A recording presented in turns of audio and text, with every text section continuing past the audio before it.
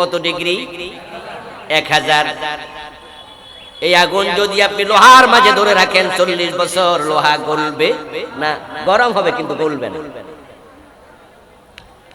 আমাদের দেশে আমরা যখন দা খন্তা বানাই তখন কি লোহা নিয়ে আমরা কামারের কাছে যাই না? অথবা আমরা সেখানে লোহা অর্ডার দিই, কামারদের কাছে এক্সট্রা লোহা থাকে।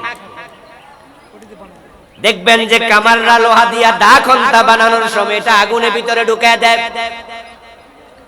লোহাটা টকটকে লাল হয়ে যায়। ওই কামারের দোকানে যে আগুন আছে ওই আগুন দিয়া লোহা গলাতে পারবে না, লোহা লাল হবে কিন্তু গলবে না। কারণ লোহা গলানোর জন্য আগুনের উত্তাপ হলো 1500 ডিগ্রির বেশি। আমার প্রিয় ভাই, এখন সূর্যের মাঝে যে আগুন আছে, সূর্যের মূল কেন্দ্রে আগুনের উত্তাপ হলো 1,40,00,000 ডিগ্রি সেলসিয়াস। 1538 ডিগ্রিতে যদি লোহা গলে মোমের মতো গলে যায়, পানির মতো হয়ে যায়, তাহলে সূর্যের ভিতরে যে আগুন 1,40,00,000 ডিগ্রি, সেটার উত্তাপ কত আমরা কল্পনাও করতে পারবো না। কিন্তু এটাও তো দুনিয়ার আগুন, জাহান্নামের আগুনের চেয়ে 70 গুণ বেশি উত্তাপওয়ালা।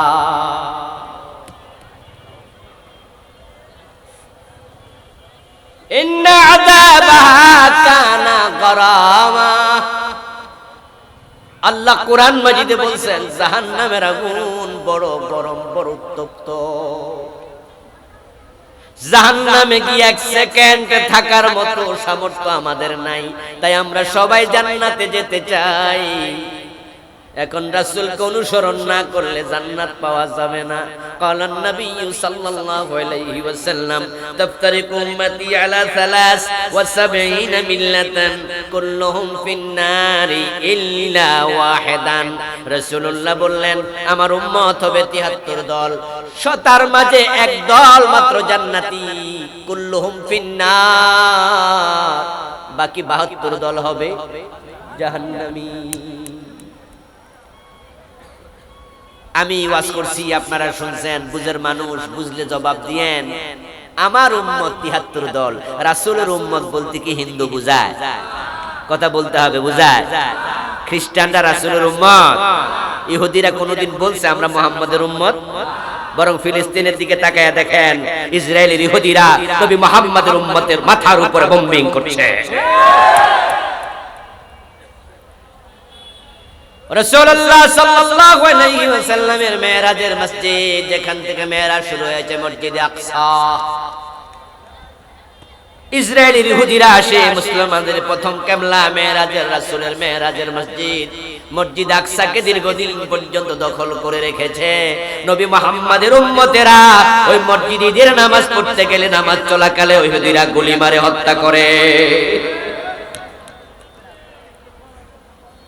আল্লাহর হাবিব আমার উম্মত বলতে ইহুদি, খ্রিস্টান, হিন্দু, বৌদ্ধকে বুঝান নাই, বুঝাইছেন আমাদেরকে।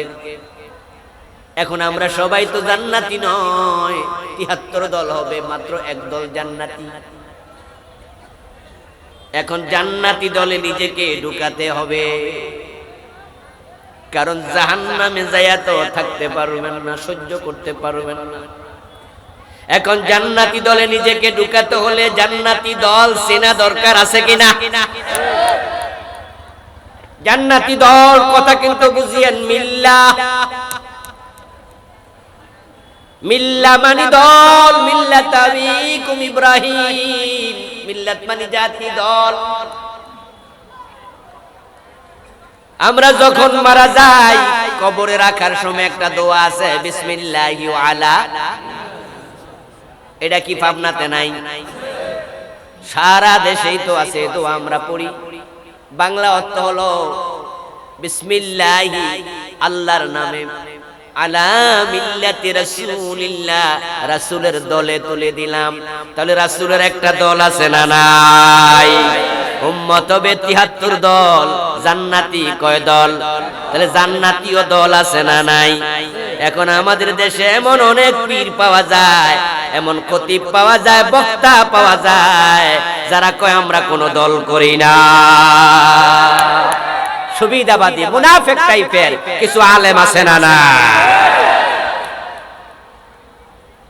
বরং ওরা মানুষকে বুঝায় যে আমি কোনো দল যেহেতু করি না, তাই আপনাদের সবার দলে আমি আছি। নাউজুবিল্লাহ। আর এই জাতীয় হুজুরের কাছে সবাই দোয়ার জন্য যায়।